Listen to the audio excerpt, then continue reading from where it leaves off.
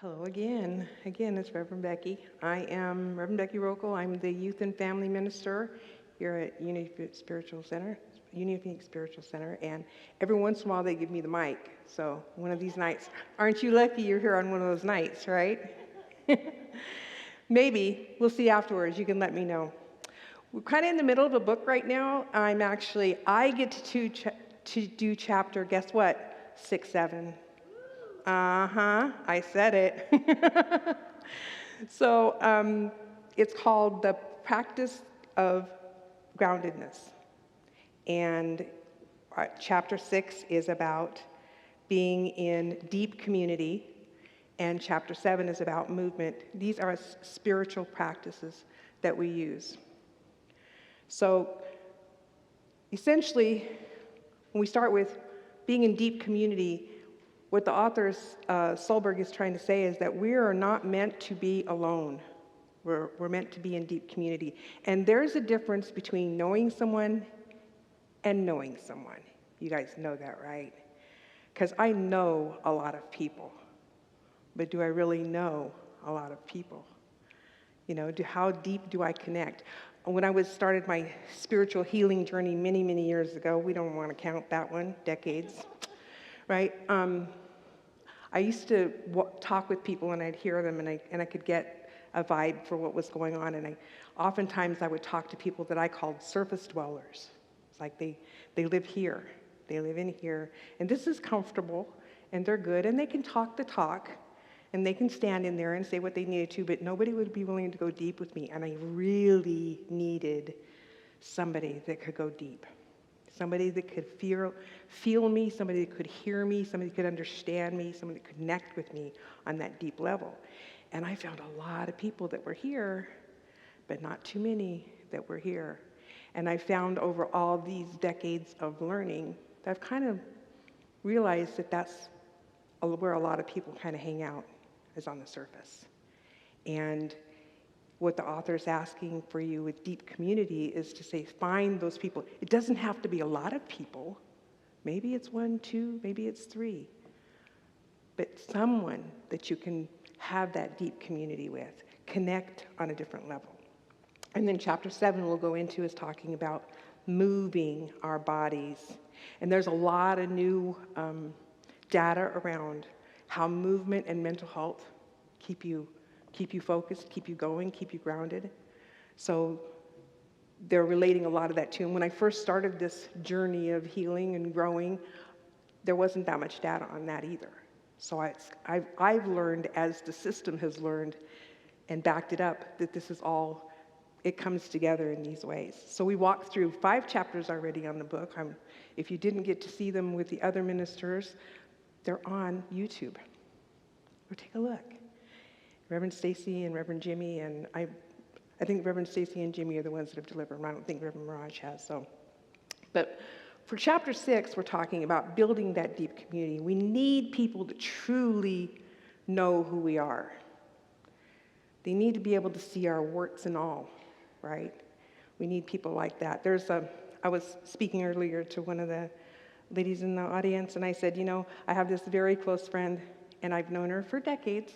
And she often tells me, are we talking about Becky? Because the world does not revolve around Becky. It's just like, because she knows that part of me. Then when I go into myself and go, oh, it's all about me, she's like, no, pull out of that, because I know better. It's not all about you. So we live in a world that tells us to anchor our worth in productivity and appearances and constantly achieving. It's that drive. Look at our phones. It's constant connection. It's constant achieving. For those of you that don't know me, I'm a custodial grandparent for 4 of my grandchildren. All girls, all teenagers. And we talk a lot about the cell phones because it's important for them to know that one snapshot they got of their friends or whatever influencer they're following was a moment in time. That might have taken 40 times to get there, might have taken 4 years to get there, right? But they're scrolling through and thinking, oh, it's perfect. But it was just that one moment in time that happen. And that doesn't mean that's who they are or who they really are or what is really going on in their lives, because you just never know what's going on beyond that, right? So we have to be very careful. We want to judge, like I said, on productivity. How much can you get done? Even the job market has gone to productivity. My husband is he's kind of upper level management for a Fortune 500 company. And the way they're doing jobs now is they're like, okay, they're doing these little term limit jobs. We'll hire this person for a 2-year term, and if they get this much done, then they get paid and they move on. It's like, how much can you get done for somebody? How much can you prove your worth? And this is what we're measuring people by, and we've lost something here in doing that, because we've become so entrapped in getting it done, looking right, going on to the next achievement. And if you think about a spiritual community like a grove of trees, okay? So, for instance, if you've got a grove of trees and they all grow from each other, what happens when a really big wind comes through? The trees that are all closer together can usually withstand the wind. It's the ones that are out here on the outside that had just sprung up or whatever, they're usually the ones that get the worst of it. And I can give you an even better example, because we're horse people at our house.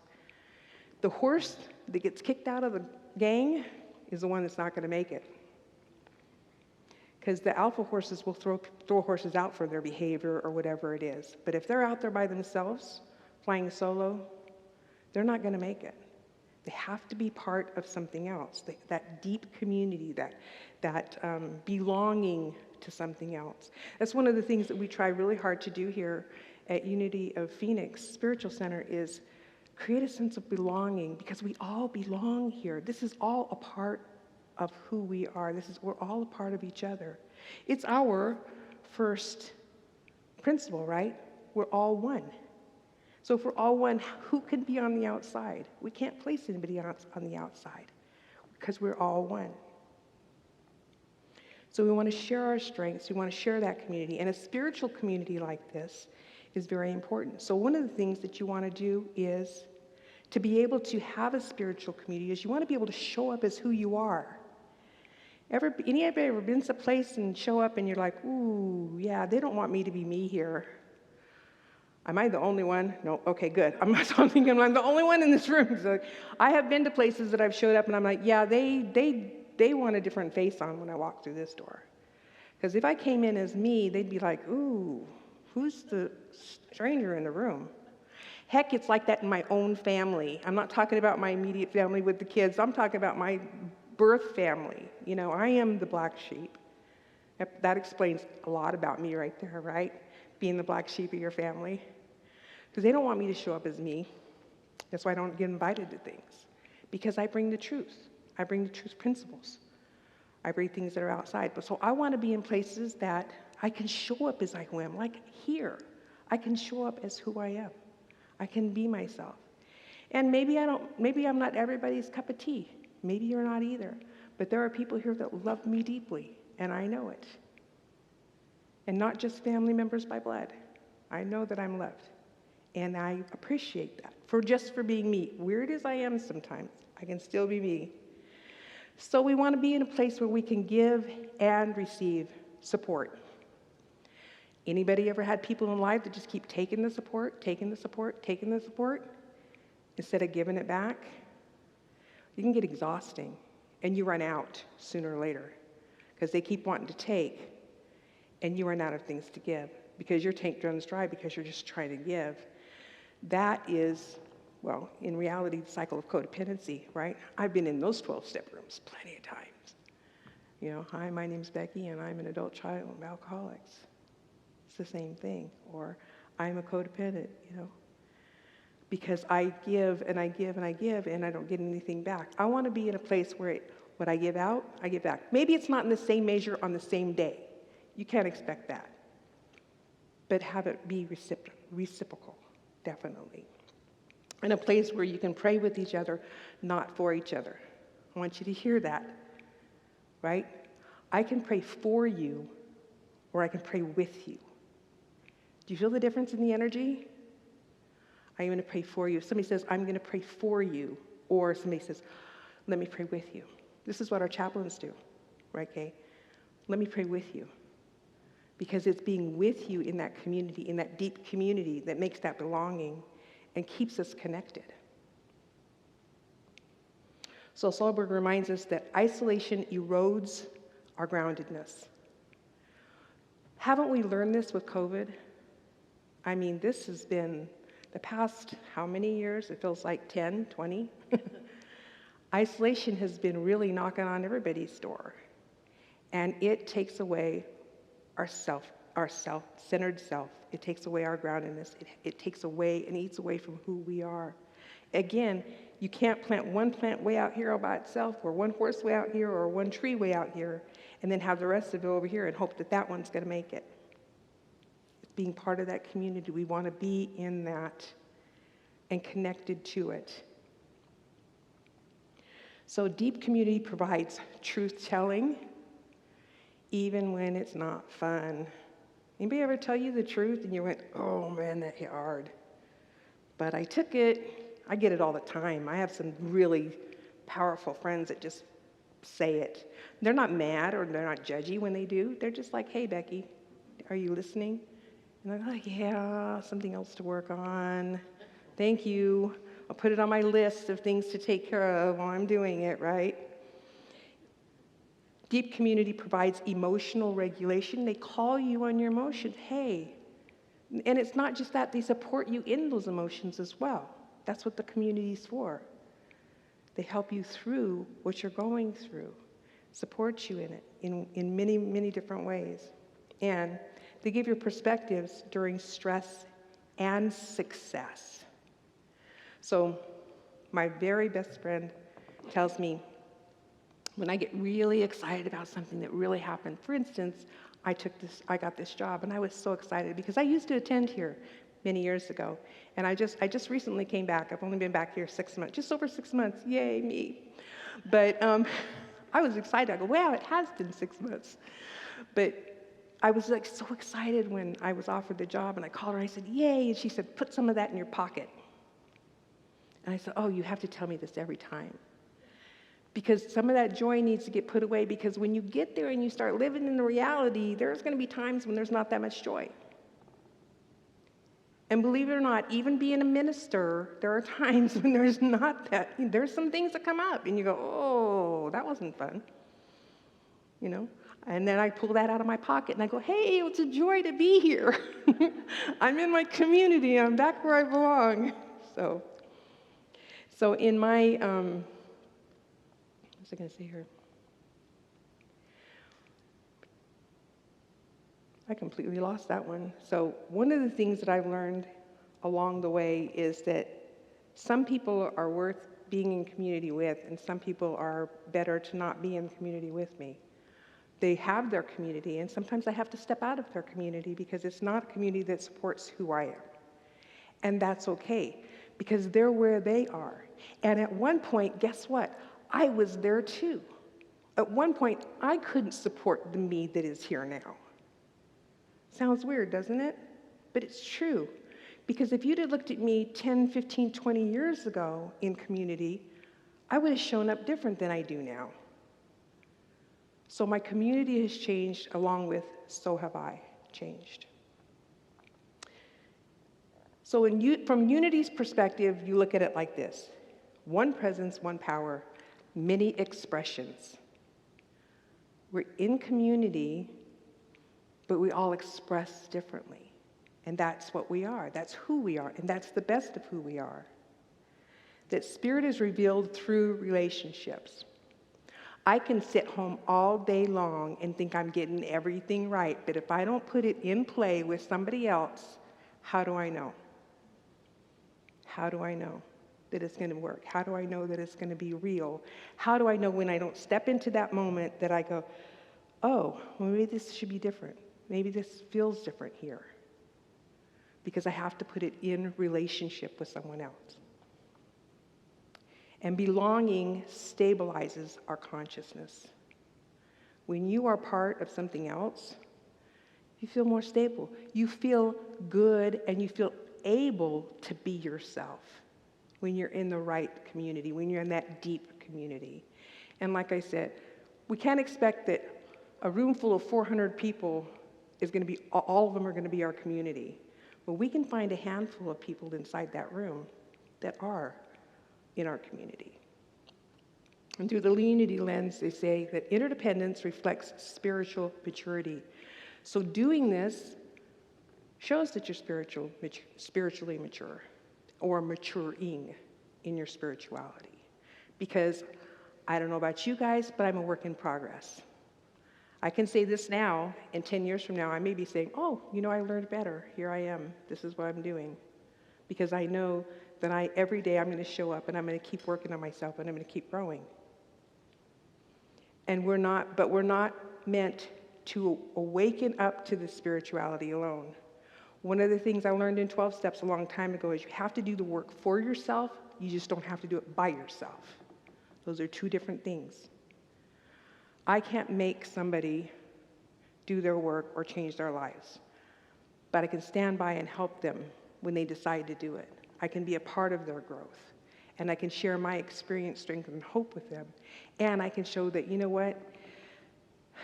If I can do it, I'm telling you, there are so many people out there that don't have the confidence in themselves. And I want to just go and hug them and say, you have no idea how many things I've been through in my life to get me where I'm at. I mean, 90% of what I've been through, my grandkids don't even know the stuff that I've been through in my life. But to get me where I'm here. But everything I went through in my life got me here. And this present moment is just amazing to be living in. There's a world of amazement out here, and this community is just amazing to me. So growth happens in a safe, honest relationships. And as one of my friends says, from Matthew 7:6, she says, don't give what is holy to the dogs, nor cast your pearls before swine, lest they trample them under your feet and turn and tear you into pieces. She said it, don't throw your pearls before swine. In other words, don't just tell anybody your story. It's that deep community you're looking for and be able to connect to. So we're not meant to do it. We are not meant to do hard things alone. Remember that. This is what the author is telling us. Groundedness comes from a few deep relationships, not a lot of shallow ones, no surface dwelling. We need people who can tell us the truth and help us stay aligned with our own values. And extreme self-reliance is often a recipe for burnout, not strength. And that's true. I know that from myself. And just recently, over the Christmas vacation, the kids were up at their sister's house. So I was in the house by myself, which rarely happens. Me and the dog and the cat. I got really super sick. And I just stayed in bed thinking, oh yeah, I'll get over it. I'll get better. It'll get better. I can do this. And I just got sicker and sicker and sicker. I kept calling into work saying, can't make it today. I'm just getting sicker. Finally, about the 7th day, I was like, you know what? I might need some help here. So as they were coming back from their sister's house, I went to the emergency room, found out that I had a really bad case of COVID, and had to spend the night because of other things. But I realized, okay, here I was again, even where I'm at now, thinking, oh no, I got this all by myself.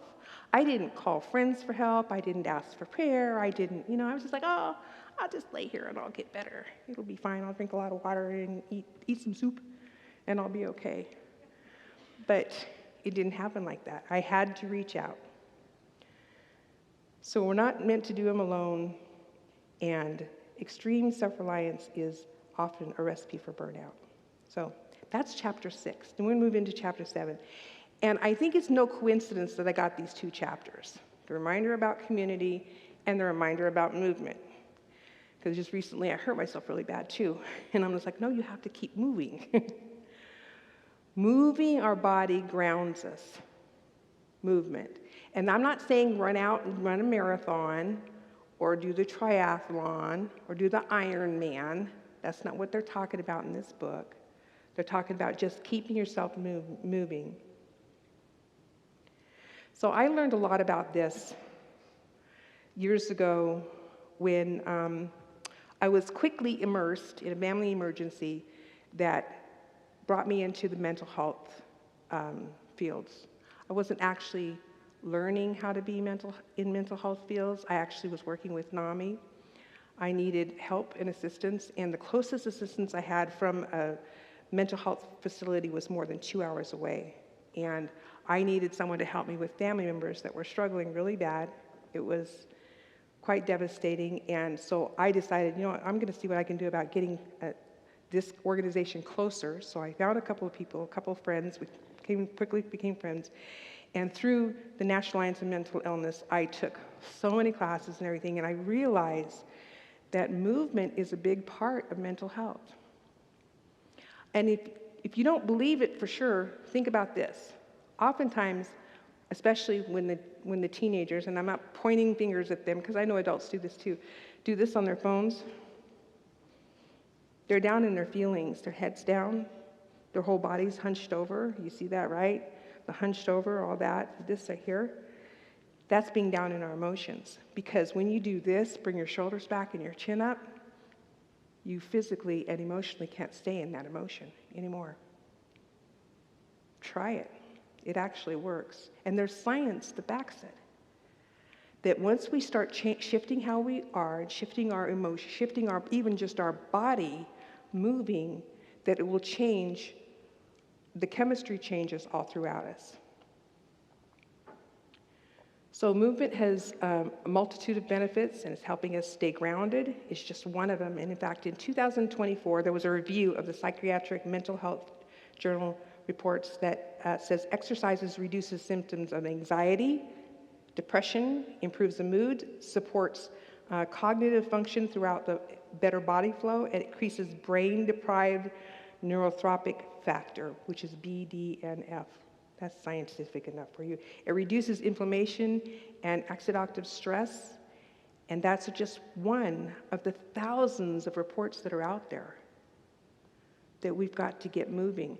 I didn't know this years ago. Would have been nice to know when I was a teenager, when I was down in that, my thing was I wasn't like this on the phone. I'm not going to pretend like I was.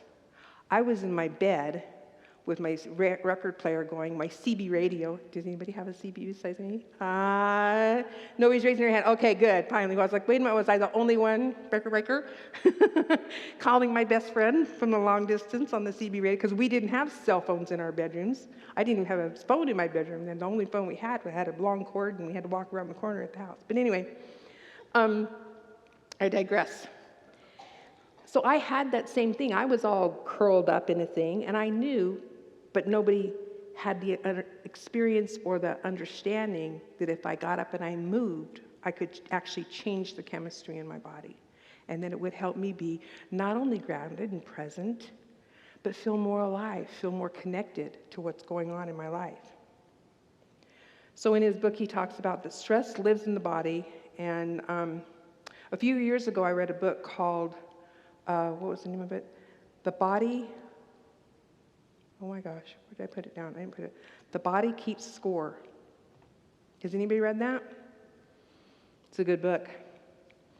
It talks about all the trauma that can happen in a life and how it's stored inside your cells, inside your body until it's released. And one of the things I learned many years ago too is that, have you ever noticed how animals react to stress? So a rabbit's getting chased along, whatever, gets away from whatever is chasing it, and then it does this shake, really violent shake. It's actually releasing the energy of just what it went through. But we as humans, no, we hold on to it. We talk about it. We drag it through years of therapy. We keep it stored. Oh gosh, guess they did that to me. I'm holding on to that. I know somebody in my life that's in their 80s that is still telling the same story that happened when they were in their 20s.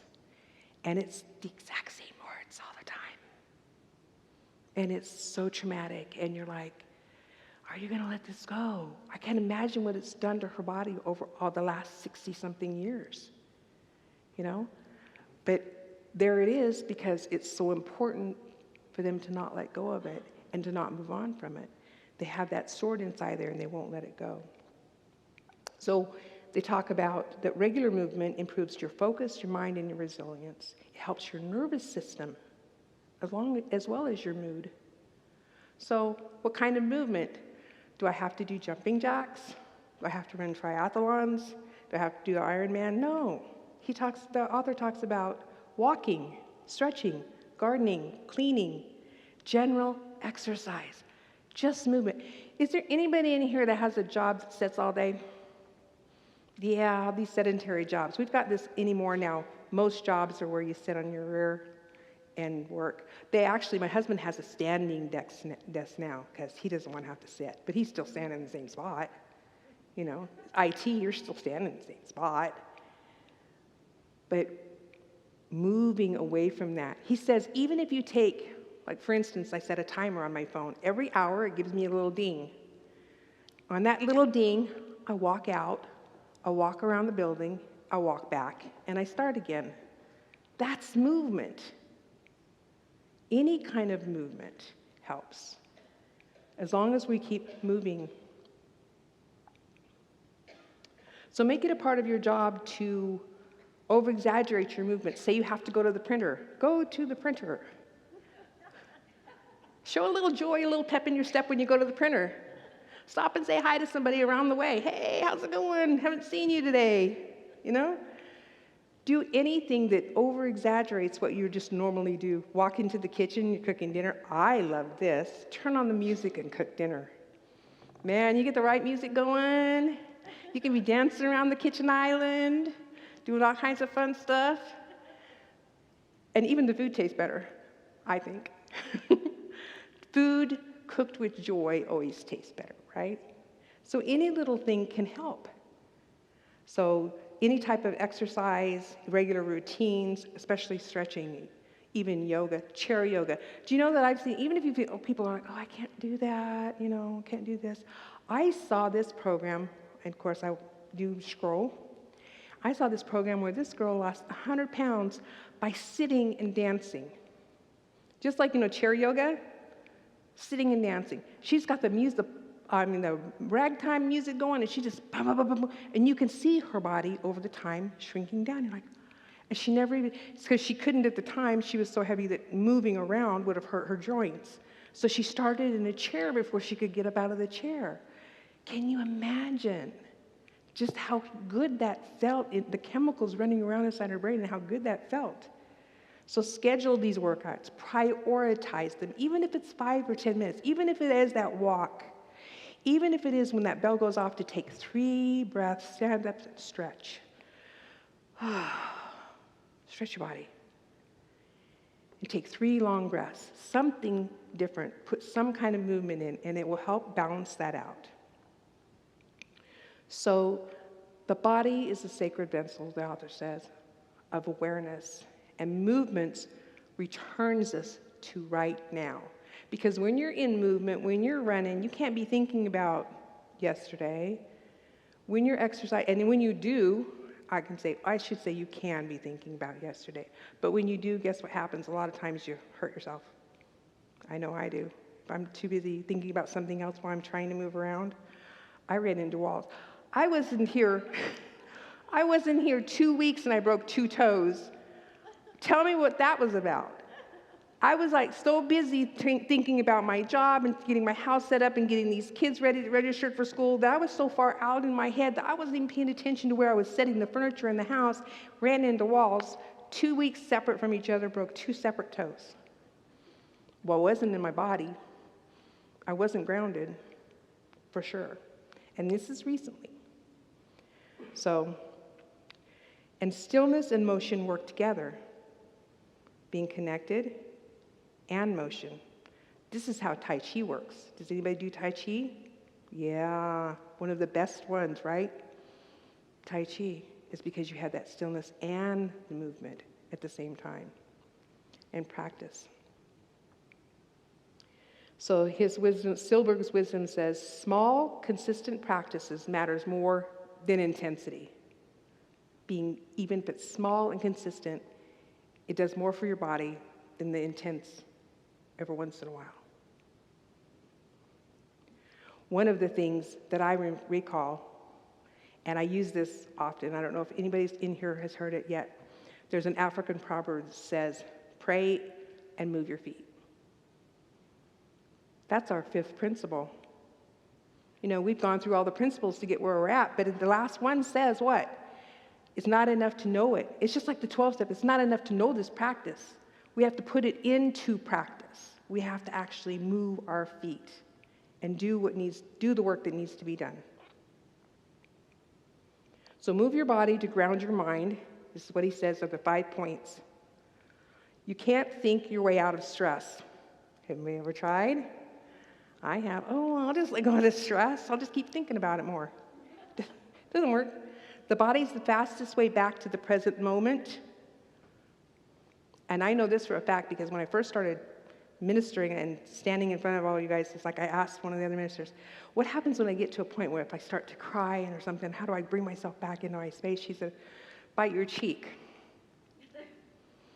You bite your cheek, you come back to the moment real fast.